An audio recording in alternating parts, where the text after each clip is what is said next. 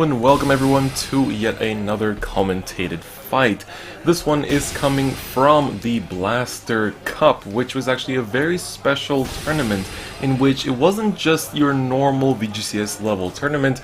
It was something that where a lot of shops sent out their own teams to compete against each other. So it's sort of like shops against shops, you know, with teams of 3. And now we have the finals between Team Iki, and on the left side we have Robin, and Team Mola on the right side having Dylan. So Robin is playing Oracle Think Tank and Dylan is playing Granblue. And fun fact, Team Mola actually consists of all Protect clans. So if I'm not mistaken, it was Granblue, Mega Colony, and Oracle Think Tank, so that is obviously pretty cool, and it's nice to see that, you know, it is seen as the superior marker right now, but regardless, it's cool to see that, you know, some teams actually do compose themselves that way. So taking a look at this match, we can see that Robin did go first, and he had a pretty strong first swing at the game as well. He got him to look at the top card with the meme and overall just start setting up little by little.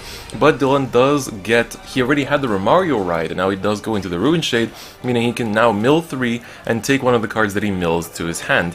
He gets the heal and the flanger and as well as the cutlass, and he has the crit in the drop zone, so whether he decides to take the Great 3 or the heal to guard with is gonna be what it comes down to. Or you could potentially take the crit, but I think if you're gonna go for shield power, you might as well take the heal because you already did mill it, so it's not gonna stay in the deck, so I think it's not a bad choice from what he has to choose right now. So it looks like he's hovering over the heal, and he does take it in the end. I think that's the right choice because everything else you kind of want in the drop zone anyway, because it won't have much use in your hand to begin with. So he is on the Rune Shade, meaning he can accelerate his drop zone a little bit more this turn. And also depending on what else he calls, obviously that will help as well. He calls down another Romario, and then he mills 2. We can see he gets another Cutlass, which means he already has 1 counter charge set up. And I think the other card is the Perfect Guard, if I'm not mistaken. So that's definitely quite good. He notes it passes that one though, gives all the crit effects to Romario, and now swings with the Romario, if I'm not mistaken, for just 18k. So a 10k shield will block that. So we go back to Robin's turn, and he goes into the Origin Rare CEO Matarasu and get himself a Protect marker. So we can see that, you know, this is looking like a very standard progression for OTT. You know, first ride the CEO, try to set up your hand a little bit, draw some cards, look at the top card, set up a bit of aggression and all that stuff, and then, you know, once you've pushed your opponent to 3 damage or so, you can easily go into the Imperial Daughter and start to really just bounce off. So he calls down the Farfai Magus, checks the top card and leaves it on the bottom, and then CEO Matarasu gets yet another plus 5k pump, and then he calls the Sotori Hime, which will let him look at the top card as well and also filter his hand a little bit. So that's going to be quite nice. This is just a 9k swing onto, I believe, the Vanguard, if I'm not mistaken, because against Granblue, if you're swinging at rears, you're probably not going to go super far unless you're being really smart about what you're hitting. But we can see Robin gets the heal as well as the Magus, so now putting Dylan on 2 damage, and then Robin's still gonna swing with the Sotori Hime, but he is unable to use her skill as he doesn't have any counterblast available. So he does put Dylan up to 3 damage, which is a pretty comfortable spot to be in for him. So we can see he rides into the Baskirk, takes a Protect marker, the Nagisa one actually, and then he's gonna proceed throughout his turn. So he has some alright targets to call from. I think in terms of what to call, obviously you can use the Cutlass. I think it's the best choice because he gets the counter charge and he gets to mill 1, and that mill 1 might just get him the target that he wants to mill with the Baskirk. But he can also Soul Blast something with the Baskirk and then call out whatever he Soul Blasts, so it's also fine to use it that way. So we can see that he essentially Soul Blasted the Ruin Shade and then called it out with Baskirk's skills. So that's what happened right there, in case it looked a little bit confusing. So this turn he's already gotten 2 cards on the board without using a single card from his hand. So that's definitely very nice, and it shows the strength of Granblue. So they might not draw too many cards, but they definitely have a lot of ways to gain advantage. He gets the crit, putting Robin to 3 damage, and there's no damage triggers, but a Promised Daughter goes down, which is definitely nice to see, I think, for a lot of players. Then I don't think he has 10 cards in drop zone yet, so the Romario will not get the plus 4k boost just yet, but now he's going to attack with the Ruin Shade and mill 2 more. He does get the grade 1 Shade, which is also quite nice. so that's going to help him in the late game. But for now, it's looking like he has a pretty strong drop zone. I think he's either at 10 cards in drop or getting very close to it, so maybe after guarding this turn he'll be there. So we can see that Robin rides into that SVR Imperial Daughter. Kind of must want to check the top two, has to put one into the soul and one into his hand and then one into either soul or top of deck. But he's reviewing his soul, it seems, so I guess it's not a grade 3. Nope, it is a grade 3. So I think when you see a grade 3, it's pretty clear that you normally would be putting it to the soul, unless you want to set up for next turn with the deer and all that. So he's using the Imperial Daughter skill to boost up the meme by 6k, so that's going to be hitting for a 23, and Dylan does protect with the Dancing Cutlass. We can see that Robin gets a crit and puts it all in the meme, and then gets the Amaterasu. Now he's debating on using the Magus' skill, and he will, so Circle Magus puts down the CO Amaterasu to the bottom of the deck, and he can draw himself another card, and I believe he drew a crit, so that's going to be extra shield power in his hand. So now we can see that he's going to have this 17, potentially 22k swing well, now it is going to be 22 because he did use the skill, hitting the Vanguard for a magic number, and he can check the top card and he decides to leave it at the top, and then he's going to be able to still swing with that meme that's boosted by Imperial Daughter's skill for a magic number as well. So I believe normally it should be 1723, if I'm not mistaken, so, you know, he's hitting for magic numbers as the clan can easily do so, especially against Protect clans, because it's quite easy to make 17k/22k lines as well. And, right, I think this one is actually also 23, since I believe Sotorihime gives plus 6k rather than plus 5. So Dylan does take that and goes up to 4 damage, so now he's going to have to guard against this one. He drops the heal, and now he's just going to, you know, I think... Oh yeah, and he also has to drop the extra 5k, since it does hit him for exactly that much. So, oh yeah, and it's also because he got the crit on the drive check, so cannot forget that. But let's see where he decides to go with this. He does have a pretty healthy hand. That's 10 cards in hand if I'm not mistaken, so... Oh no, that was his drop zone, my bad. So he does have 10 cards in drop zone, so we have confirmed that, so that's quite good. So even by using Basker's skill, he's still going to be on 10, which is also quite nice. So now the Romarios are getting their plus 4ks. If he calls out a Rune Shade, it's also going to get plus 4k, so it's overall very nice. We don't see any Skull Dragons though, so that's going to be slowing him down a little bit, because that's what does help Granblue just kind of excel into the late game. So, but he's going to use the Rune Shade to mill 2. There's another Dancing Cutlass, which is also quite good. So this one should normally be hitting for 17k, so that was a magical number, but he does get the trigger, so that does put him up to 22. So he's swinging with the Baskirk for, if I'm not mistaken, 27, as he gets a plus 5k from having 10 cards in drop zone and a plus 10k from calling a grade 2 by the skill. So with 27 against 22 with a crit, however, so that does add a lot of pressure for Robin, so he does have to guard this quite carefully, because even leaving it to the pass might be a little bit risky, but he's just going to protect it, keeping it nice and safe without taking too many risks, but he does discard the other protect marker for the cost. So Dylan does get the heal, and since this is Granblue, you have to be very careful what you heal, because that card that you put to your drop zone is going to be very important for the next turn. And then he attacks with the Romario, well, with the Dancing Cutlass boosted by Romario, and I believe this should be an 18k attack, if I'm not mistaken. Oh no, he did get the heal, so it should be 28, I think. But that's why it hits, because he is 22 from getting the trigger, so that does, you know, end off Dylan's turn. But Robin re-rides into the Amaterasu, which is quite interesting. We don't normally see too many players do that, but I think it's still a fine move, because he gets an extra protect marker, he gets an extra card in hand, he gets to pump up a bit of power, you know, since his opponent is back at 3 damage, he can afford to push this way, and maybe Dylan will even take this attack. But I think it is quite risky, because if I'm not mistaken, Robin did leave the card on top, so that usually means that there's something a bit dangerous on top there. So he does perfect guard it and drops the Night Mist. There is the crit and the Farfai Magus, so no targets for Circle Magus' skill. So let's see, he's going to attack with a Sotorihime, unable to use her skill because he doesn't have any counterblast left, so he's going to have to be just guarding that one, which should normally be a 17k attack if I'm not mistaken. So he does intercept that, but as we can see, Robin does say that's not enough, so he does have to drop at least a 10k shield to block this attack. So let's see what he decides to do. Doesn't look like he has any grade 1s in his hand, which would normally be perfect. He could potentially take this attack and then make it a bit easier to guard against the meme, which it seems he is doing, so he gets another blue blood. So now this is also a 17k attack if I'm not mistaken, so he's gonna drop a 20k shield. I think it was a 17k attack, I'd like to not be wrong about that. Unless he did get the trigger, which he did. Sorry, that was my own spacing out. But we can see he does rewrite into the Baskirk and now gets himself another Protect marker. And then uses the Baskirk skill to Counter Blast 1, Soul Blast 1, and call something out, which is going to be the Skull Dragon, going over the Dancing Cutlass. Now he once again has 2 Dancing Cutlasses in the drop zone, and he's able to use its skill to countercharge 1, mill 1, and call out the Dancing Cutlass once again.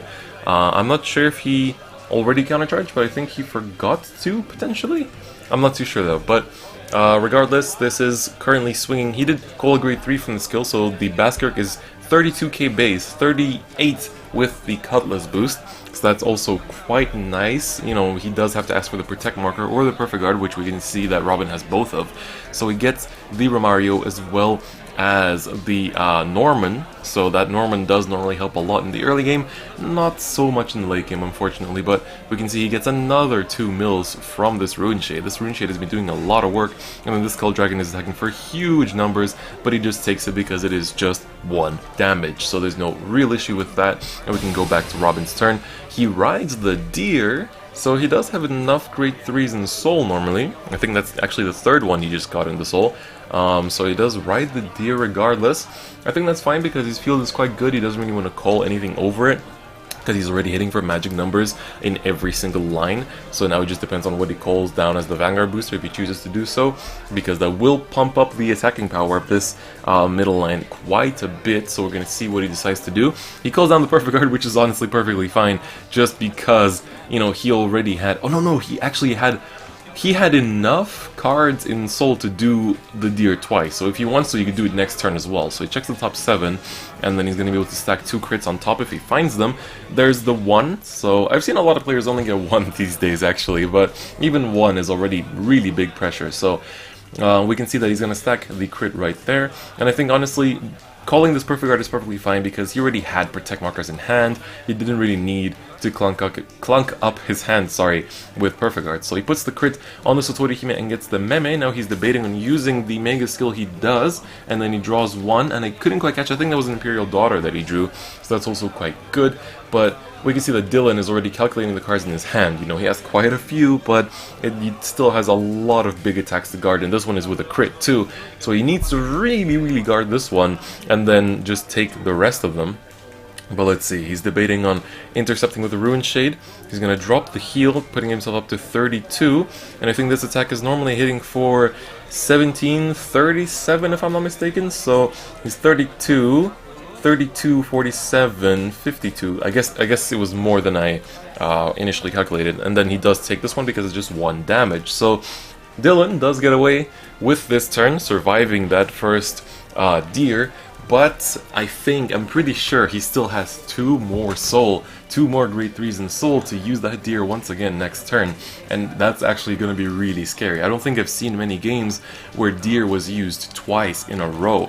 So we're going to see if Robin can survive this turn, because now he does call the Flanger, and that's going to be really scary because the Flanger is going to be able to put on a lot of pressure. I think Dylan knows that this is the last turn that he can possibly survive, because, you know, after this he can get hit with a Deer once again, and that's just going to be bad news bears, and, you know, he's going to be struggling a lot. So he used the Flanger's Axe skill to Soul Blast 1, and now he has to discard, you know, any grades, so a 1, a 2, and a 0. So now he cannot block against this Flanger with 1s, 2s, 0s, and Perfect Guard, so only with grade 3s, which don't have any shield power.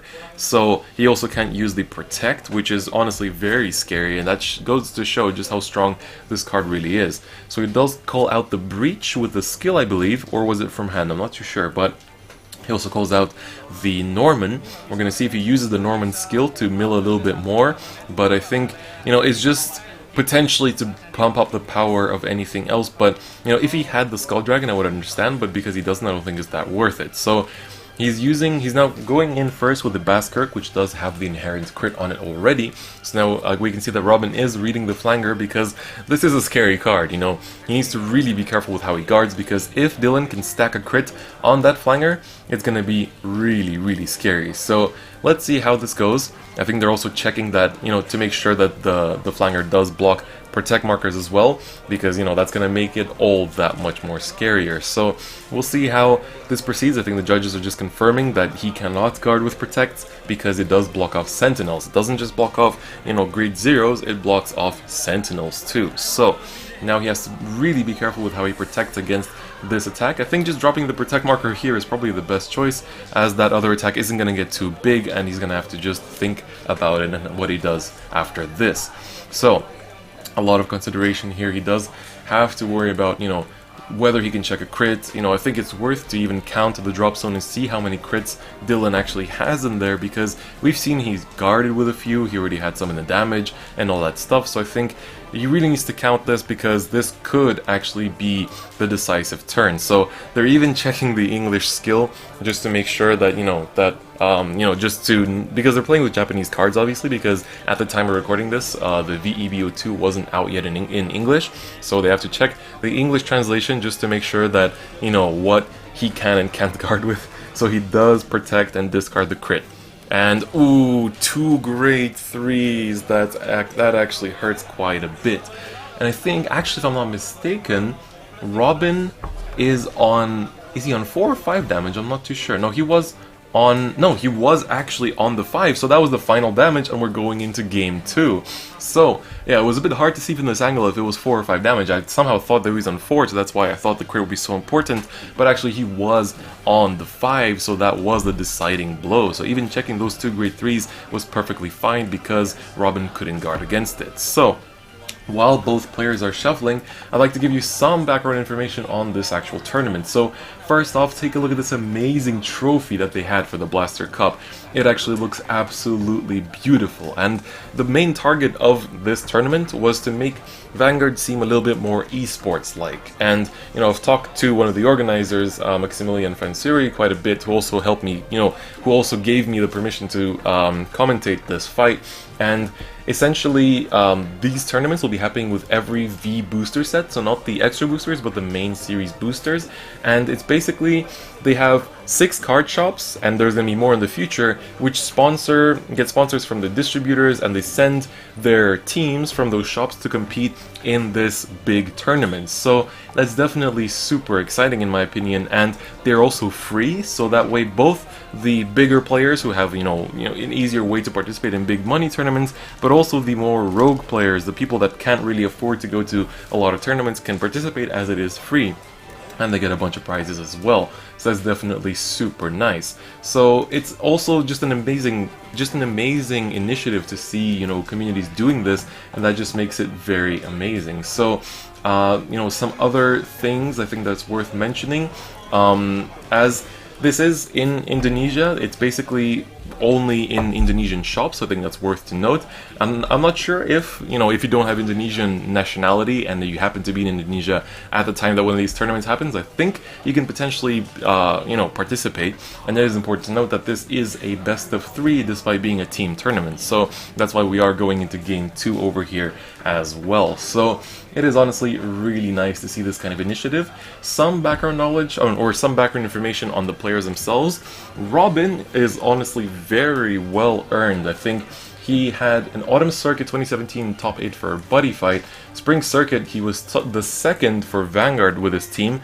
In VWCS, he was top 4. In the Zhaoken VGCS, he was top 8. And obviously now in the Blaster Cup, he's already in the finals, so Robin is a very well-achieved player. Dylan, on the other side, was top 8 in Team League Melbourne in 2014, and then he was the runner-up for Vanguard in Melbourne in 2016. He was the champion of the BCS in 2017 in Australia, and he was also the second runner-up in the Team League in 2018. I assume also either in Indonesia or in Australia. So both very well-known players and very well-achieved players. So now getting into the game again, we can see that Dylan had a very strong start actually. He didn't get to ride into the Romario, but calling that Norman is also pretty good, because sure, he had to call something just to be able to hit the Vanguard, but he's going to be able to convert that Norman into some extra power right away. So we can see he did get the Romario down the line though, So that's a bit of a shame that he couldn't draw it a bit earlier, but Robin also has a strong start because he already has the Promised Daughter on the field, which is going to be quite an annoying target to deal with because she's a big attacker, she can't be retired by effect, and all the good stuff. Doesn't matter as much in this matchup, but still, you know, a very scary card. And he mills the Skull Dragon, that is really huge, and gets the crit. Dylan just swinging immediately from the very get-go. Milling that Skull Dragon is going to be a really big deal because we could see last game, it took him a while to get access to that Skull Dragon, but here we can see he got it immediately. He gets the crit to top it all off, and that just looked very, very nice. So Robin has to Perfect Guard on the turn 2. That is actually, you know, that goes to show how much pressure Dylan actually has. So Robin does right into the Amaterasu and gets himself the Protect. He does have 3 counterblast to work with. He calls the Luckbird first to Soul Blast 2 and draw 1 card and get the plus 6k on the Luckbird, and then he's going to use Amaterasu skill to counterblast 1, draw 1 card, and check the top card and leave it on top or bottom. Now he's deciding where he wants to put it, whether it's going to be the top or the bottom, but he does decide to put it on the bottom. So that's 1 5k stack on the Amaterasu, and now he puts down the Soto Orihime as well, meaning that's going to be another 5k stack on the Amaterasu. Now he's debating if he wants to use the Soto Orihime skill. I think if you have the counterblast, it is worth it, because even if you draw something that you didn't want, you could just discard it right away. But he does draw the heal. Potentially probably would have wanted to keep that on top of the deck, not gonna lie, because after getting that crit last turn, he was probably more, you know, he was more looking for that heal to come through than anything else. So he did discard the crit in exchange, and he did put the top card on the bottom after looking at it. So now this Amaterasu is hitting for 22, but he's not going to attack with her just yet. He's going to attack with the Promised Daughter first. That's an interesting attack pattern. And I was going to hit with a 22k Amaterasu and gets the Promised Daughter, and then gets the crit, which is going to put Dylan to 4 damage. So he does get the heal, but doesn't get to use it, and gets the draw Perfect Guard, so gets an extra card in his hand. So we can see that it's not just a one-sided swing from Dylan. You know, both players are definitely putting in a lot of work here, and you know, that makes it definitely very exciting. So let's see how things do continue throughout. Now he does use the Baskirk skill to counterblast 1, has to carefully counterblast 1 because some cards he wants in the drop zone ASAP, and then he Soul Blasts the Rune Shade and calls it out immediately to accelerate his drop zone a little bit, which I think is a good idea because right now that Skull Dragon isn't doing so much since your drop zone isn't so big. He does get the counter charge with the Dancing Cutlass, so right off the bat on turn 3, that's actually very fast for a Dancing Cutlass, and then he uses the Norman to mill 2 and put 1 plus 10k boost onto one of his units. So I think he was just showing what the drop zone is, also showing that it wasn't 10 just yet, so normally this Baskirk doesn't have the crit pressure just yet either. So he is swinging to the Vanguard for what, if I'm not mistaken, a 22k swing, but normally it should be without the crit if I'm not mistaken. It is always a bit blurrier on the footage when I'm looking at through my video editor, so sometimes I'm not able to see every card, you know, clearly. So he does drop the Protect, you know, keeping it safe. Gets the Nightmist and the Romario, you know, both good cards to guard with and then put into your drop zone for next turn. Nightmist especially, he can combo off so well, and you can do a lot of interesting combos with Granblue because of him, so that is definitely super nice to see. And then he does attack with the Blue Blood, and I'm not sure if he has a Blue Blood in the drop zone already, so he was just telling him that there's a plus 10k from the Norman, I believe, and then he uses the Rune Shade again to mill another 2. I think now he has hit 10 cards in drop zone. Yeah, that does look like 10. So normally that should be a 23k attack, if I'm not mistaken. So he does block it by putting himself up to 27 with that critical trigger. So, ooh, he's gonna have to use the Amaterasu immediately, so he doesn't have another grade 3 to ride into. So that's one of the slight downsides. We can see he stacks out on top. I think that was a crit. We saw it for a little bit, but that's one of the downsides of not drawing the Circle Megas, because that helps you filter through the deck super fast, so you can put down those grade 2s, try to, you know, draw into your grade 3s a bit faster as well, because you want to have access to those Imperial Daughters quite quickly. So this is a 9k swing because he doesn't attack the Vanguard, but you know, and he doesn't have any other ways to pump up the power because he's not an Imperial Daughter. And he intercepts with a Rune Shade, and now this should be an attack for 17k if I'm not mistaken. So Dylan does protect against that, you know, trying to keep himself safe. Doesn't drop the Cutlass, so let's see what he gets. There's the Imperial Daughter he was looking for, and the Farfai, so that's also quite good. Now attacking with a pretty small attack, I believe 14k if I'm not mistaken, because he doesn't have Counterblast to use a skill, and he's just gonna take that and put himself up to 5 damage. quite early for 5 damage, I think, but that doesn't really stop Dylan too much because he can just have more counterblast to do his plays, and there's nothing wrong with that either. So now let's see how he's going to choose to move here, because I think by now there's no real reason to not use the skill to call yourself a Skull Dragon. He puts down the Dancing Cutlass to get himself an, the second one in the drop zone, and he can countercharge once again. He does call out the Rune Shade though, so now his Vanguard should be at 27k if I'm not mistaken, and that both the Romario and the Rune Shade get a plus 4k of their own as well. So let's see how he proceeds. He is gonna call out another Dancing Cutlass and countercharge one as well, so it does refund the counterblast that he just used. And then he is choosing his attack patterns a bit carefully. He does have, I'm pretty sure that's 10 cards. He went over them quite quickly, but I'm pretty sure he is at 10 now, or at least with this Rune Shade he definitely is. He gets himself the Baskirk. Yeah, okay, now we can definitely see he's at 11 or 12, I'm not too sure, but he takes the 1 damage, so that does mean that he's going to protect himself against this Baskirk, because he should normally have the crit pressure now. So this is attacking for 33 if I'm not mistaken, so it is a magic number, and he does drop the Perfect Guard and drops the Promised Daughter. So he gets the crit, so the pressure doesn't end. This is also going to be a pretty big attack because he has the Baskirk in the drop zone, so this is a 13, 21, 25, 35k attack if I'm not mistaken. At least I think it should be normally if my quick maths is correct, but he's going to drop the 25k shield, so that is 37, so yes, my quick maths did work out in the end. So we go back to Robin's turn. We know he has that Imperial Daughter that he goes into, and he gets to protect. He's going to use her skill right off the bat to check top 2, and he has a grade 3 Amaterasu in his hand, so, well, from the top 2, so he's going to put it into the soul, now having 2 grade 3s in soul. If he can potentially draw, well, if he could have drawn the deer this turn, that would have been really scary, and he does have it. I think this is going to be really scary for Dylan, because even though he has to protect, he's going to need, a couple Perfect Guards to protect against all these attacks, or a lot of shield power in hand. So we see Robin checking the top 7 cards. Does he find the crits? He finds 1 yet again, but that's still good. It's better than 0. It's always better than 0. So we can see that Robin is going to try to close out the game here. He pushed his opponent to 5 damage, but at the end we need to consider that even though he pushed him to 5 damage, it wasn't a very aggressive push, I want to say, because he took a lot of these attacks, without really guarding many of them, just to keep building up his hand and calling out, his free fields by using the Granblue skills. So we can see that this is obviously a really big attack. It should be normally 37, as he did ride the Imperial Daughter this turn as well. So it is hitting for the 2 crit already, and we know that he has the crit on top as well. So he does drop the Baskirk with a Protect marker, and I would say he gets the crit that we knew about, and the Amaterasu. And I think he thought that he had the Circle Magus, but that was the Farfai Magus instead. So this is 15, 23, 33 if I'm mistaken with the crit. No, it should be 53 if I'm not mistaken with the crit, or yes, hold on, I'm pretty sure it is. So now he's on 40, so let's see, that was 12, 42, 47 with that with the defense. So I think normally that should have been enough to block that attack, because he did give the plus 10k boosts from the deer as well, and then he's just gonna Perfect Guard this attack and drop the Night Mist as well. So once again, Robin went for the deer and it wasn't enough. It's the second time in a row.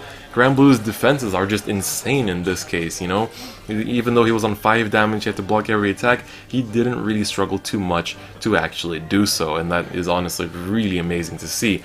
But Dylan now is quite low on cards on Soul. I think he either has 1 or 0, and he did Perfect Guard and drop one of his Baskirks last turn, so I'm not sure if he has one in hand still. I think we see he has the Flanger, but he is going to use the Baskirk skill. He does have, no, he still has 2 Soul Blasts, so that's perfectly fine. So he is going to Soul Blast that one, and I think call the Skull Dragon. I think it's the time to shine. Yeah, definitely. It is Skull Dragon's time to shine. We'll see if he keeps the blue blood. Nope, he's going to get rid of it for that Flanger in his hand, and he's going to Soul Blast that grade 3 from his soul, drop the 0, and I think it was the 1, if I'm not mistaken. So now the Sentinels, Zeros, and whatever the last grade was are blocked by the Flanger. So he is on 4 damage, but this is a crit hitting him with the Baskirk, so that is going to be quite scary. I'm pretty sure this time he is on 4 damage though, so now we are hoping for that crit. from the to put on the flanger. I think he's checking if he has the perfect guards or not, because he can still perfect guard against this one, but whether he can do anything against the flanger is a different topic. So let's see how he decides to proceed with this and see what he decides to do. He only has 2 great zeros in his hand. I think he's trying to hard guard this one because it's going to be much harder for him to guard against the flanger, if even possible, and it depends on what he draws. And even then, even if he does have to take the flanger attack, he still has that Skull Dragon to worry about, which he's gonna have to try and actually protect against. So he is counting his hard cards, not many cards left in hand. This is a really tense situation. He's gonna hard guard with a 32, 47, 52. He gets the crit and puts it on the flanger, and he cannot guard against this one. If I'm not mistaken, he has to take 1 and the second damage, and it's a crit, and that is game. So thank you very much for staying tuned for the finals of the Blaster Cup. So Dylan, as well as, if I'm not mistaken, Team Mola did win the entire thing in the end. So we saw a spectacular show of skill by both players, and I hope you guys enjoyed it. So thank you very much for staying tuned. Thank you very much to Maximillian for letting me commentate this fight as well. And as always, don't forget to click the bell button and check out the social medias in the description, and join the Discord channel if you haven't already. But on that note, that's going to be it for me today. I'll see you guys next time. Bye-bye.